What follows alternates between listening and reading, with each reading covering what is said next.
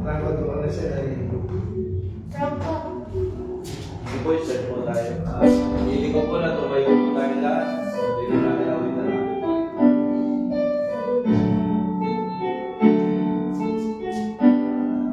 Game tayo 43 po.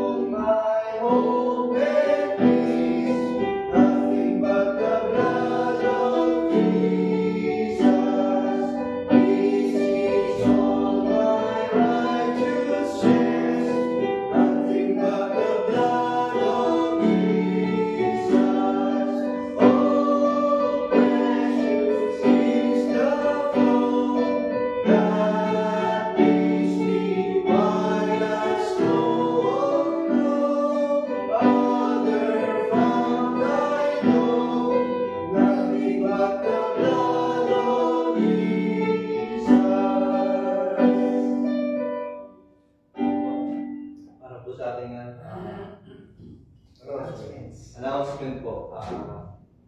Nakaroon po tayo ng EBS sa June 12, 13, 14. June 12, 13, 14, ano po yun? Thursday, Friday, and Saturday. Tapos ang graduation po nun, isa Sunday na po sa oras ng mga bata. Ayun po, sa Monday po, meron po ulit sa lugar ng Pantay, kaya Sister Shinobi, Bible study po yun. Tapos sa Tuesday naman po, prayer meeting, alas 6 din po ng gabi. Dito po sa ating church. Meeting tayo sa mga magtuturo sa BBB. Mamaya po. Mamaya po, may meeting po tayo sa mga magtuturo, facilitate, and po. Kaya po, sino mag-prepare ng mga pagkain, mga gamitin. And po. Ayun lang po. Siguro, para po sa ating preaching, si Pastor Dan po.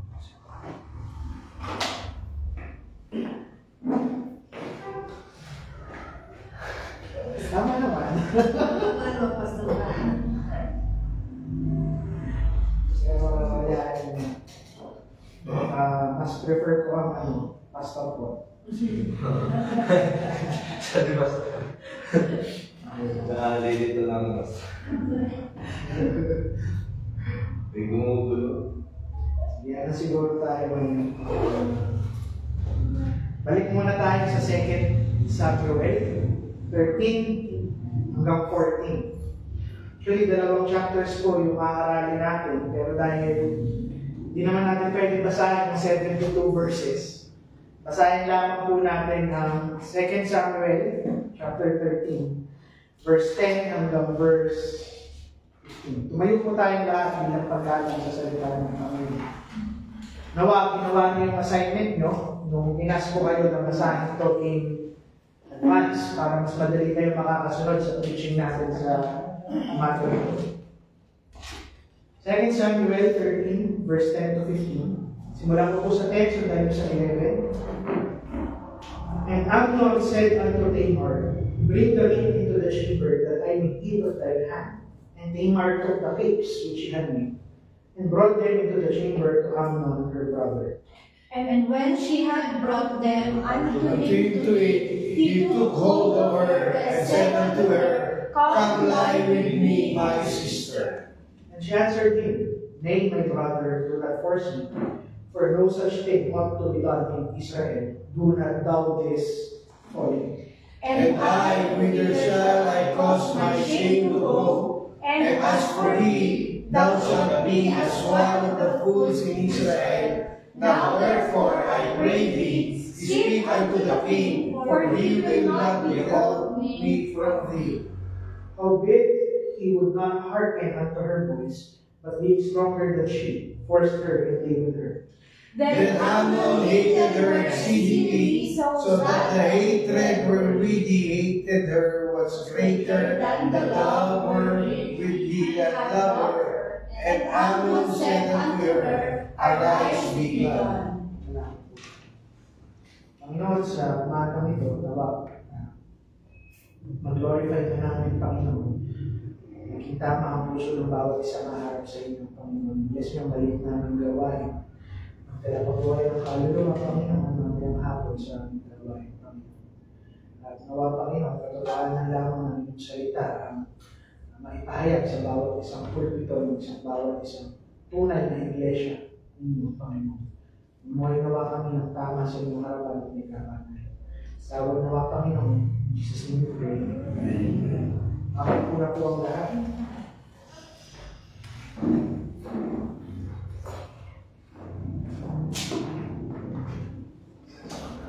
So, umagang ito, sa muli nating pag-aaral ng libro ng Samuel. Tatanungin nyo, bakit ito importante? Simply because, ang sabi ni Paul sa 2 Timothy chapter 3, that all Scripture is inspired. Galing yan sa hina ng ating Panginoon.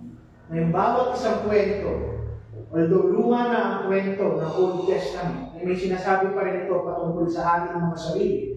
At may tinuturo ito patungkol sa ating mga kasalanan. So nawa, handa ang bawat isa na maging balikan at makinig sa salita ng Panginoon sa 2 Samuel. And while every word is extremely profitable, sabi nga ni Paul, pero sa umaga nito, hindi natin titignan yung verse by verse dahil napakahaba. Titignan natin yung larger part ng Scripture, 2 chapter kaagad yung maaralin natin. Dahil gusto kong ipakita sa inyo yung flow ng mga kasalanan na ganap sa 2 Samuel 13 hanggang 14. Gusto kong tignan yung 2 chapters na ito ng sabay. Ang gagawin ko rito, inanalo down ko sa 10 section o isa-summarize natin sa 10 section yung 2 chapters na ito upang makita natin kung paano ba tinatahik ng kasalanan o kung paano nagko-compound yung kasalanan ng tao. Ginamit ko yung salitang compounding, isa itong banking o financial term na ibig sabihin ay, sino nakakaalam? Galing yan sa compounding interest. Pag sinabi mo compounding interest, kapag gumawa ka o naghulog ka sa bangko, yung interest mo, sa susunod na interest mo, kasama na yung ipon mo sa yung interest, nagpapatong-patong yung interest. Yun ang ibig sabihin ng salitang compounding. Ginamit ko yung salitang ito upang i-describe yung kwento sa chapter 13 hanggang chapter 14. Dahil ito rin ang nature ng kasalanan at ng mga taong gumagawa ng kasalanan. Sin compounds. Kung nagnakaw ka, ang sunod mong gagawin kasalanan ay ang sinungaling. Kung magagalit ka, ang sunod mong kasalanan na gagawin ay manakit o umatay. Pag nagselos ka, ang susunod mong gagawin kung nainggit ka, magnakaw o mangalunya. Punto lang ang mensahe nito, sin is compounding. At hayaan yung tignan natin yung 10 section bago natin tignan yung mga punto natin at kung ano yung mga kasalanan na nagko-compound sa kwento. Una, sa chapter 13, from verse 1 to 2, makikita natin yung desire ni Amnon. Si Amnon ay ang unang anak ni King David. Si Tamar ay half-sister ni Amnon. Pareho silang anak ni David, magkaiba sila ng nanay. Dahil bilang hari ng Israel, maraming concubines si David. Tamar was a beautiful woman. Pero hindi lang siya maganda, Tamar was a virgin. Sa kanilang kapanahunan, sa edad ni Tamar, sa estado ni Tamar bilang prinsesa, sa ganda ni Tamar, at sa edad niya, na ito na yung panahon na pwede nang mag-asawa si Tamar, mahigpit yung mga guidelines pagdating sa pag-aasawa kay Tamar.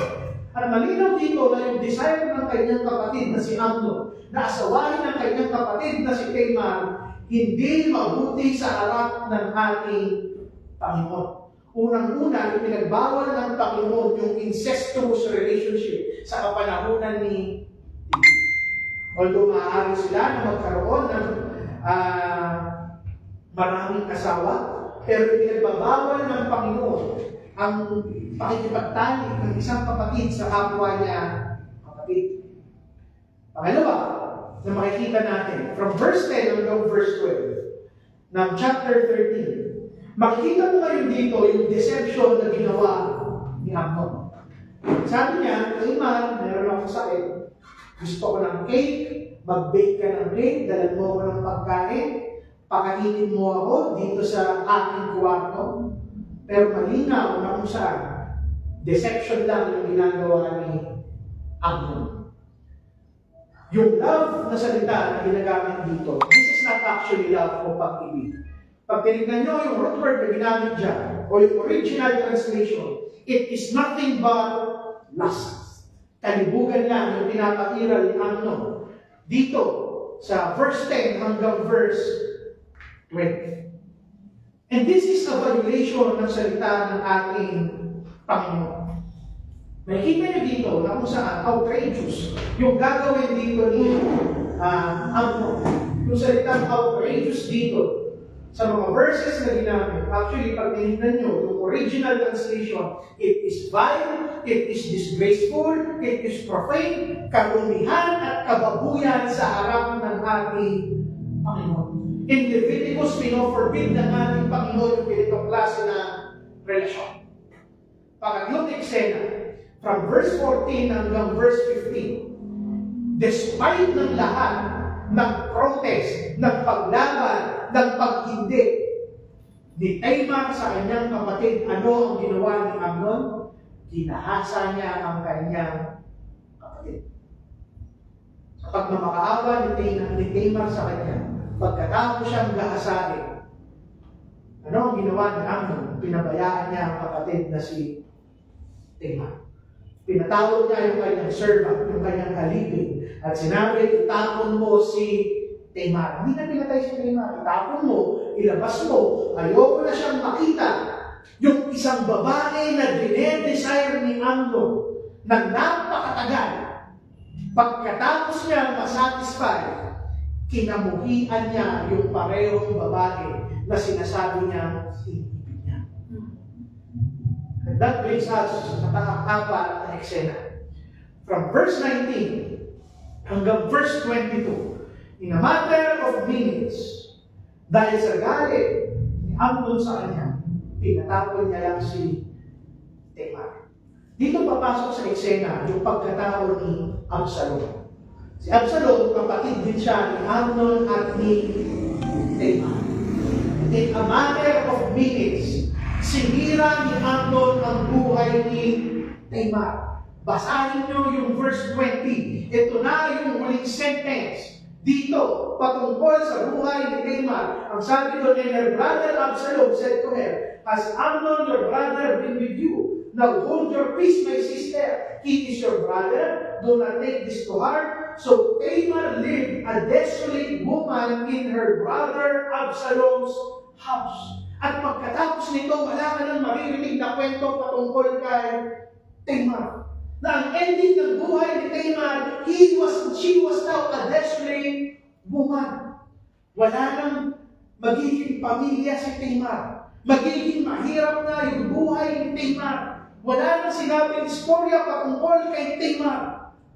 Nakakahabag yung pagkatao ni Tamar. And we don't know the rest of her story. Because the story is not about Tamar. Chapters 13 and 14 are all about Absalom. Yung pangatlong anak ni David. Bilang half-brother ni Amnon. Pero full brother ni Tamar. Ano sa tingin nyo ang mararamdaman ni Absalom? Right away, pinakita dito sa kwento ng chapter 13 na matindi ang galit ni Absalom sa kanyang kapatid na si Amnon. Wala nang ibang matitira sa puso ni Absalom kung hindi pagkagalit sa kanyang kapatid na si Amnon. Pupunta kayo tayo sa verse 28 hanggang verse 29. Ano ang ginawa ng Absalom kay Amnon? Ilang taon na nahimik si Absalom, pero nung hindi niya na kayang makontrol yung kanyang galit, napakadali lang ng kanyang plano. Nagplano siya na magkaroon ng sheep shearing sa kanilang bayan. Alam mo yung sheep shearing?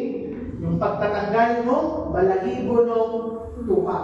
Sa kanilang panahon, ginagawa lang niya kapag may magandang celebration. Kung may matinding harvest, marami silang nakuha, magkakaroon ng sheep shearing na ang ginawa ni Absalom.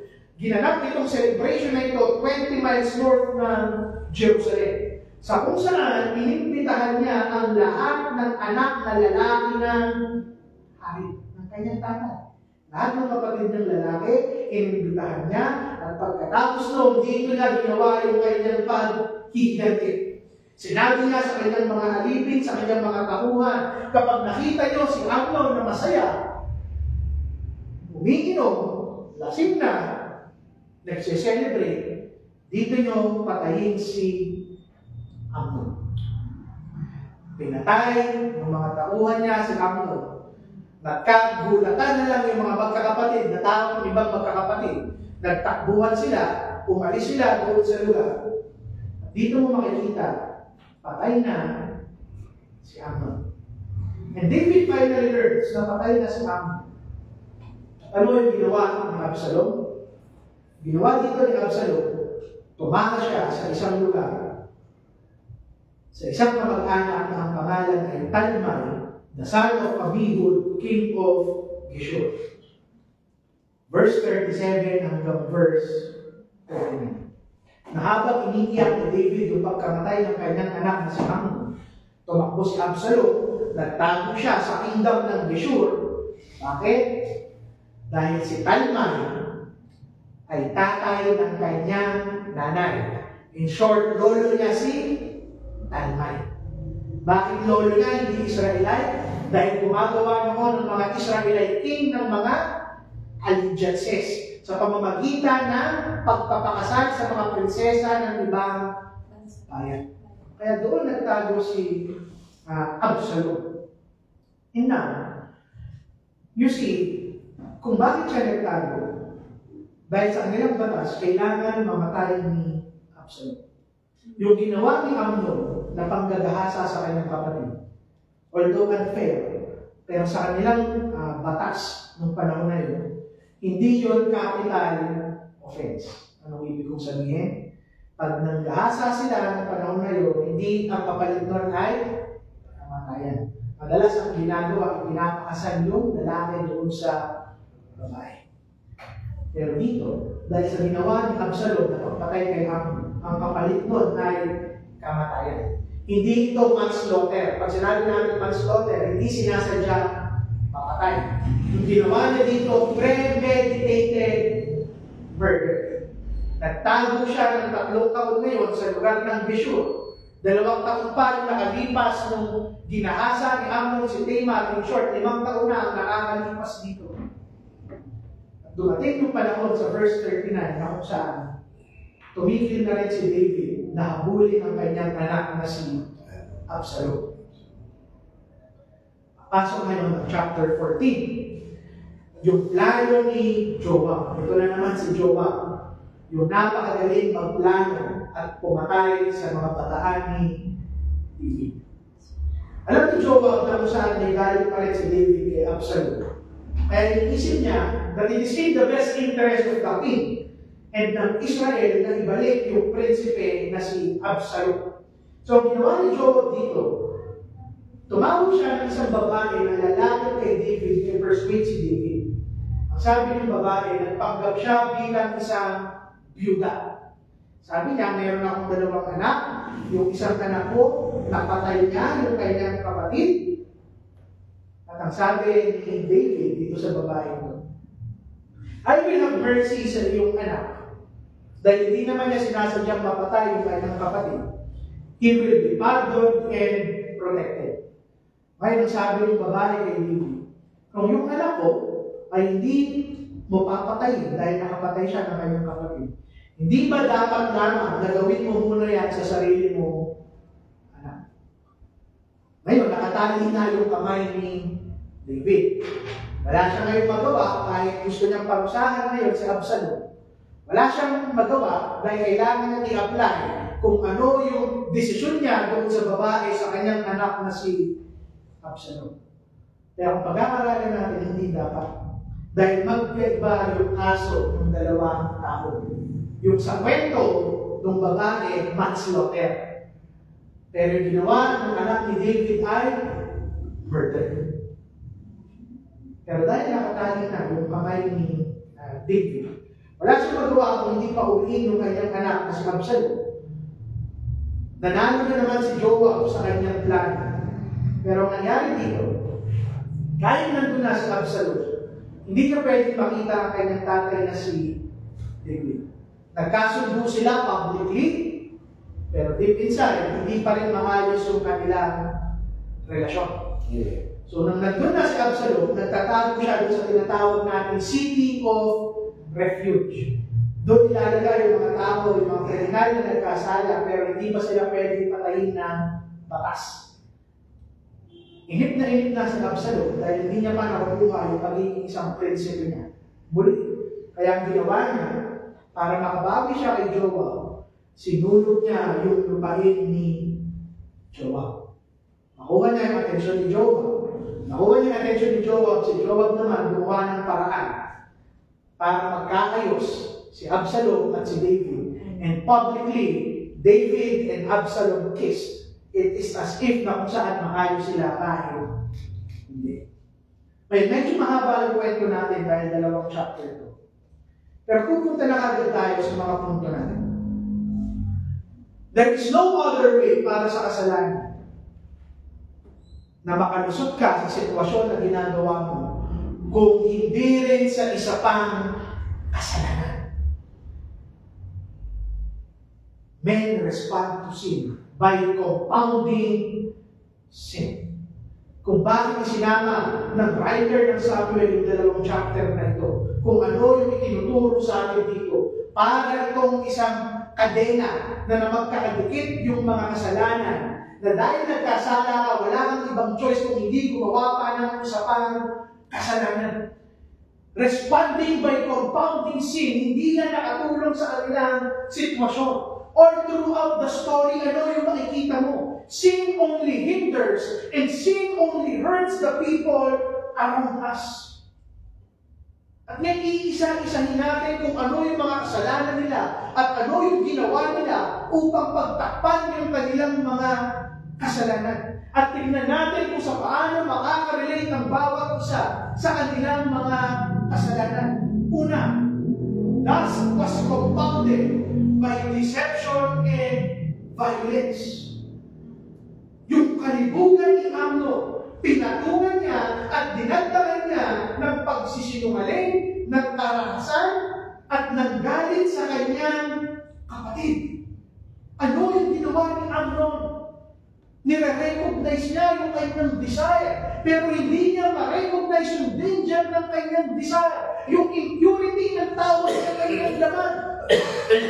Hinayaan niya na kung saan magtutulong yung kalibugan sa kanyang puso. Instead of cutting off yung lust sa kanyang puso, ginusto niyang pakainin at palakihin yung kalibugan ng kanyang puso.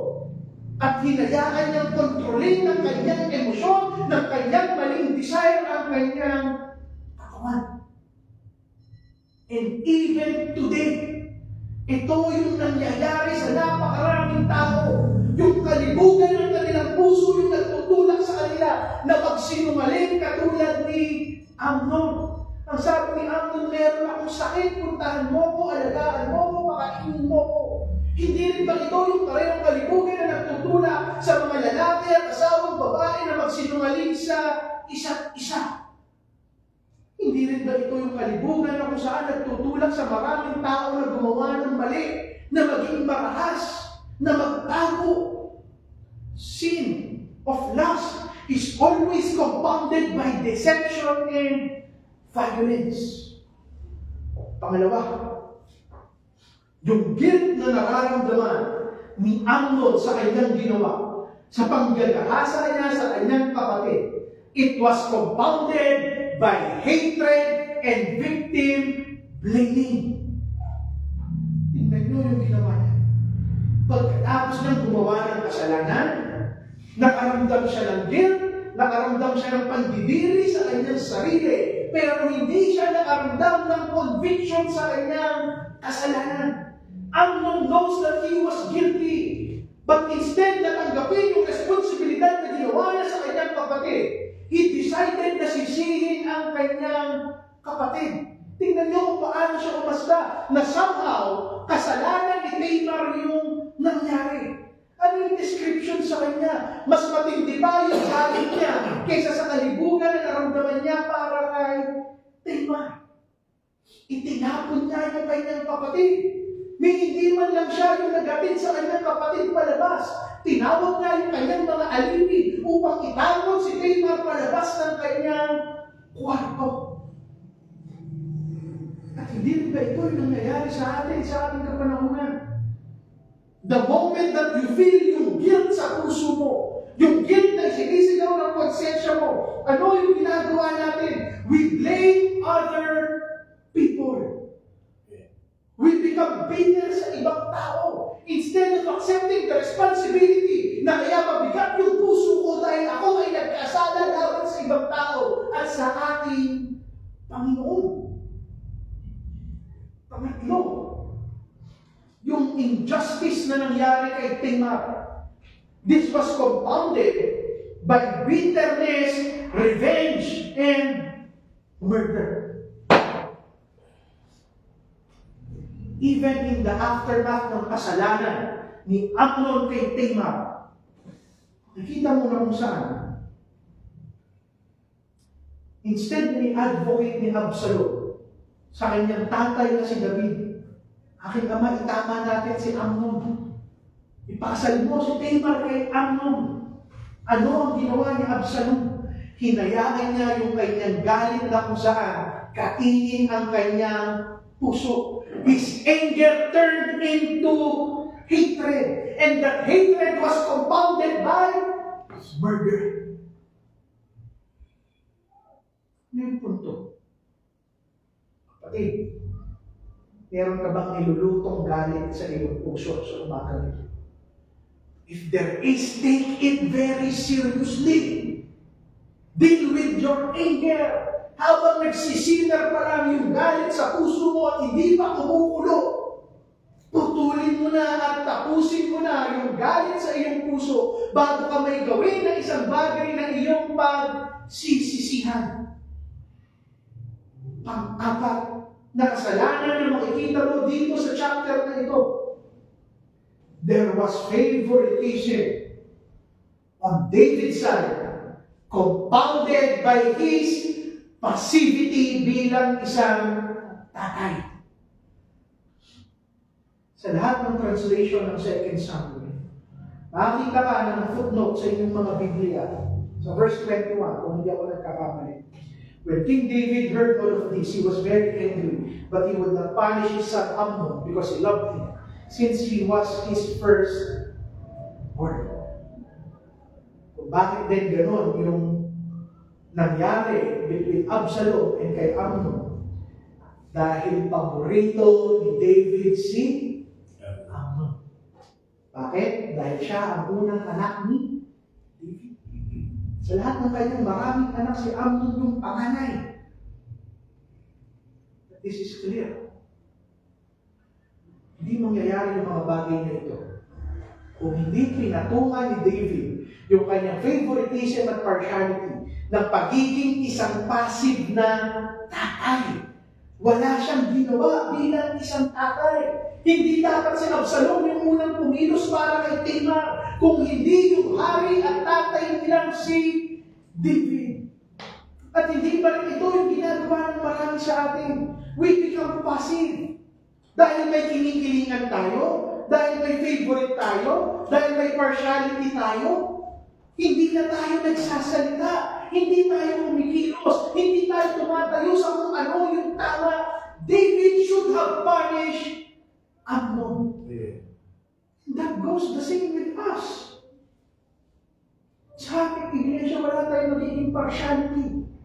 Kahit asawa ko pa yan, anak ko pa yan, magulang ko pa yan, kahit sino pa yan, kung may gagawin mali sa loob ng ating iglesia, tatayo tayo at magtatama. There is no room for passivity. The moment that you compound passivity sa kasalanan, tolerance yan ng isang bagay na kasuklam-suklam sa harap ng ating Panginoon. Panglimang kasalanan na kinumpang nila. Yung tension na nararamdaman ni Absalom laban sa kanyang kapatid na si Amnon, it was compounded by deception and manipulation. Yung pagkatapos niyang patayin si Amnon, ano ang ginawa ni Joab? Si Joab, I would argue, kasunod kay Jacob, itong si Joab, ang pangalawang greatest schemer. Ang ginawa ni Joab, niloko niya na naman si David. Tandaan niyo na hindi totoo yung kwento ng babae kay David. At malayo ito sa ginawa ni Nathan. Dahil yung kwento ni Nathan kay David, it was a parable. Yung kwento ng babae kay David, umasta siya na totoong nangyayari yung kanyang kwento.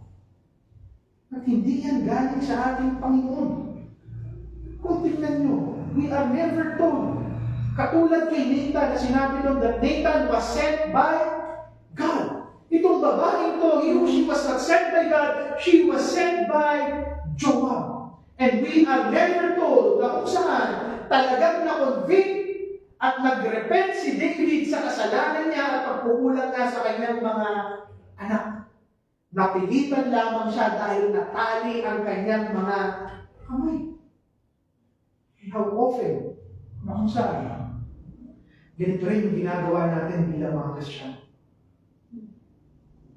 Patulad ni David na kung saan half-hearted yung attempt natin ma-restore yung mga relasyon ng ating mga kapatid. We are half-hearted. Na umakasta lang tayo, na nagsosorry tayo na labas sa ating mga ilog. Katulad ni David, there was no change of heart. How often do we try? Katulad ni Joab na i-manipulate yung situation instead of working for a true change of heart. Ang anim at panghuling kasalanan nila nito. Yung estrangement na naramdaman ni Absalom sa kanyang tatay, na kahit nakauwi siya ng Israel, hindi siya makalabas doon sa city of refuge. Ano ang ginawa niya? Sinunod niya yung lupain ni Joab para makuha yung atensyon ni Joab. Makikita mo na kung saan yung estrangement niya sa kanyang tatay, it was compounded by sabotage. At ano yung gusto ipakita sa atin ng kwento? Tulad ni Absalom, marami sa atin na nag-struggle sa tension Sa iba't ibang klaseng relasyon na meron tayo. Sa pamilya, sa asawa, sa iglesia, sa kapatiran. Minsan, katulad ni Absalom, ang response natin sa tension, go big or go home. Anong ibig kong sabihin? Madalas yung response natin, sulugin yung mga relasyon na nag-i-struggle tayo. Tapusin na lang yung mga relasyon. Itigil na lang kasi mahirap. We become angry, we become bitter, we become jealous. Natatakot tayo, nagiging greedy tayo, nagiging manipulative tayo. Instead na tumigil tayo, manahimik tayo, manalangin tayo, para makitama ng Panginoon yung mga relasyon na meron tayo. Titignan nyo yung compounding ng kasalanan dito. If I were to describe this, domino effect. Nagkasala yung isa, tuloy-tuloy.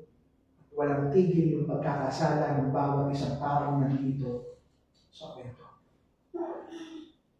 And we will see na hindi dito matatapos yung domino effect.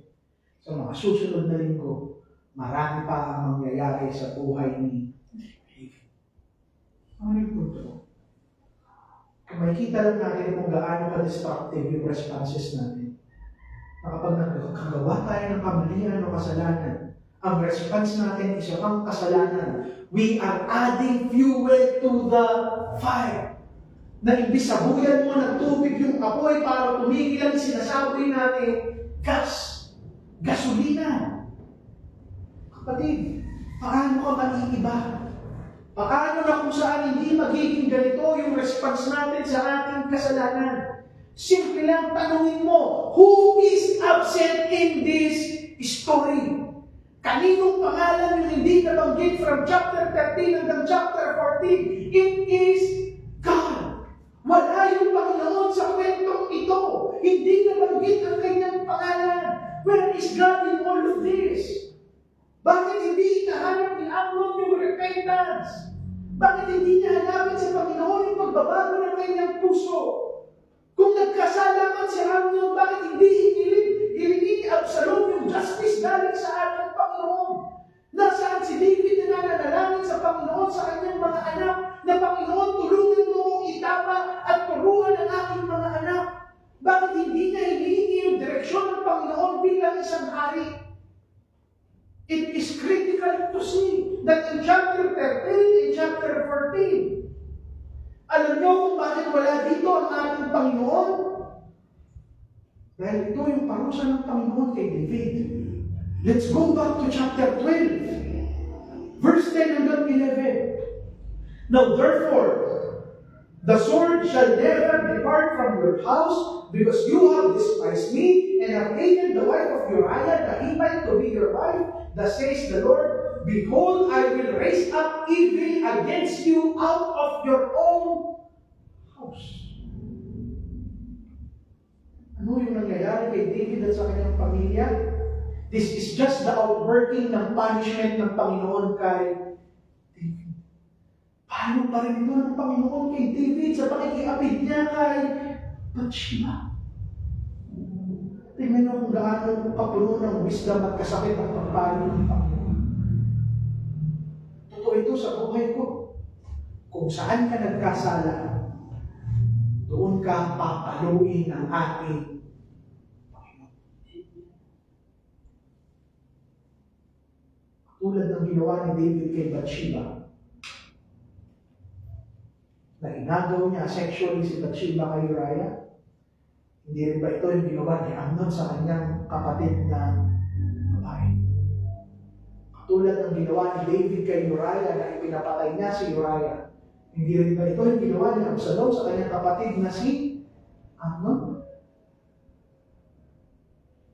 At kung paano inaawaan ng Panginoon si David ang kapalit yung kanyang unang anak kay Bathsheba, hindi rin ba ito in the same sense? Naging kapalit ng kanyang kasalanan ngayon ay yung buhay ng tatlo niyang anak na si Amnon, si Tamar, at si Absalom. At ito yung wisdom ng Panginoon. Kung saan ka magkakasala at kung paano ka magkakasala, ito rin yung gagamitin ng Panginoon para paluin ka. Sa buhay ko, lagi ko itong sinasabi sa aking asawa that my greatest sin is sexual sin ng kabataan ko. Paano ako pinalo ng Panginoon? Ngayong anak na dapat magkagaling sa aking sexuality, binulan ng ating. Noong unang anak namin mag-asawa, kinuha rin ng Panginoon bago si Sinto. Kung saan ka magkakasala, doon ka kapaluin ng ating Panginoon. Bilang Kristiyano na, nakita natin na kung saan nagpakasal sa mga unbeliever. Yung partner mismo nila, yung ginamit ng Panginoon para paluin sila. Hindi sila pinapayagang magsimba. Inaalis sila sa iglesia. Ano na yung puso? The moment na itulak mo ang ating Panginoon, and you compound your sin one after the other, magugulat ka na lumog na yung buhay mo sa parusa at palog ng ating Panginoon. You will suffer. Everybody around you will suffer. Especially yung mga taong pinakamalapit sa iyo. Pero alam niyo, ito yung wisdom ng Panginoon. Nakakamiss ako kung paano niya i-orchestrate yung kanyang palo. Kung saan ka nagkamali, doon ka papaluin ng aking Panginoon. O bilang conclusion, paano paraan na kung saan hindi natin tutularan ng mga anak mo? Simple lang siya. Tignan mo at yakapin mo yung isa pang anak ni David. Walang iba kung hindi ang ating Panginoong Jesucristo. Sabi ni Paul sa Romans 1:1-5. Paul, servant of Christ Jesus, called to be an apostle, set apart for the gospel of God, which he promised beforehand through his prophets in the Holy Scriptures concerning his Son, who was descended from David according to the flesh, and was declared to be the Son of God in power according to the Spirit of holiness by his resurrection from the dead, Jesus Christ our Lord, through whom we have received grace. Kung gusto mo yung solusyon sa kasalanan ng mga anak ni David, tignan mo yung isa pang anak ni David. Jesus was not only the son of David, he is the Son of God. Nasa kanya yung grasya. Grasya lamang yung sagot sa ating mga kasalanan. Kung bakit compounding yung ginamit kong salita? Dahil habang lumalaki yung kasalanan, mas dapat ko lalong umuutang ng grasya sa ating Panginoon. Yun lang yung tanging utang na napakaganda sa buhay mo. Na sa araw-araw lalong ang nanulunod sa pagkakautang ng grasya ng ating Panginoon.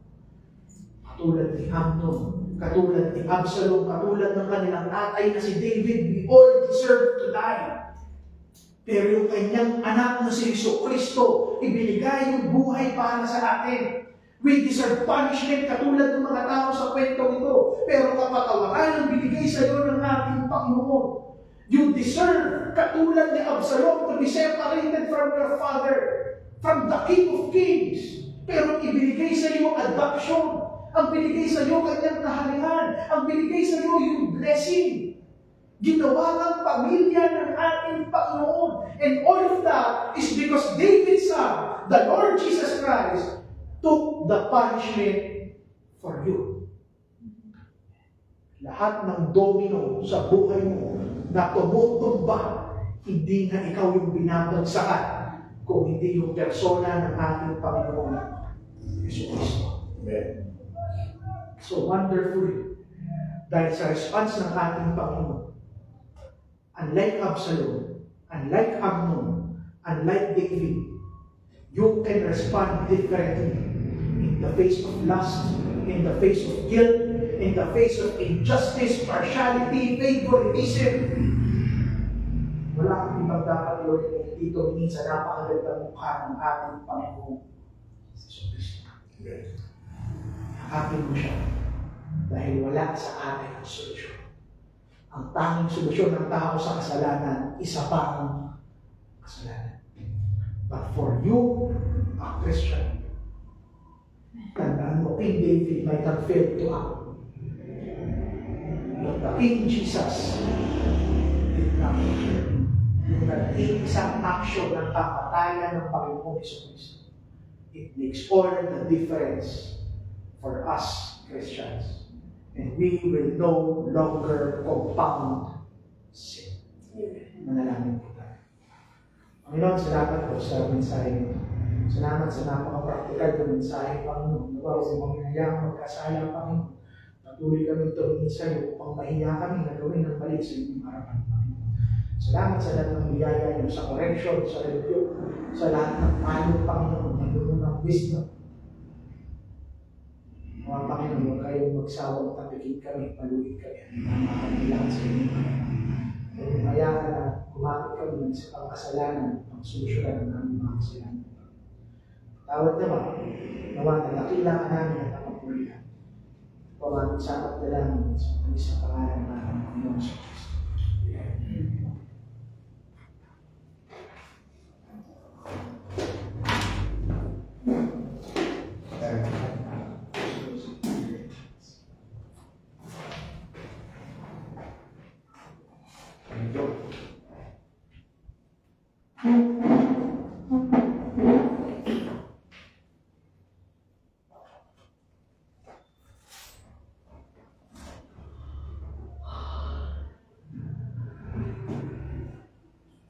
Tayo po tayo lahat, isang kanta na lang po.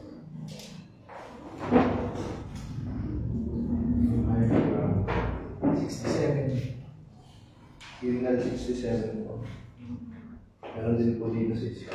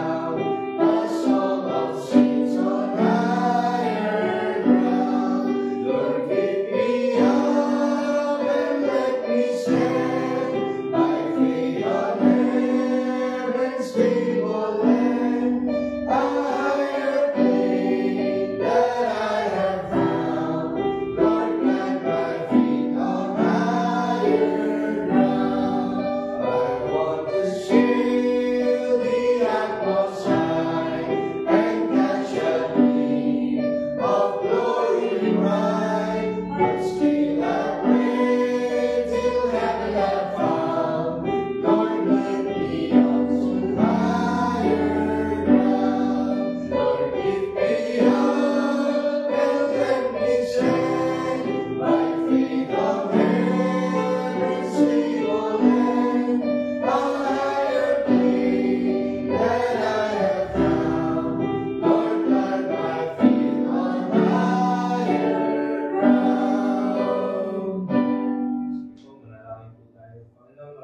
salamat po sa kawain po natapos namin sa mga narinig po namin mga salita. Ang ay magamit po namin ito sa araw-araw.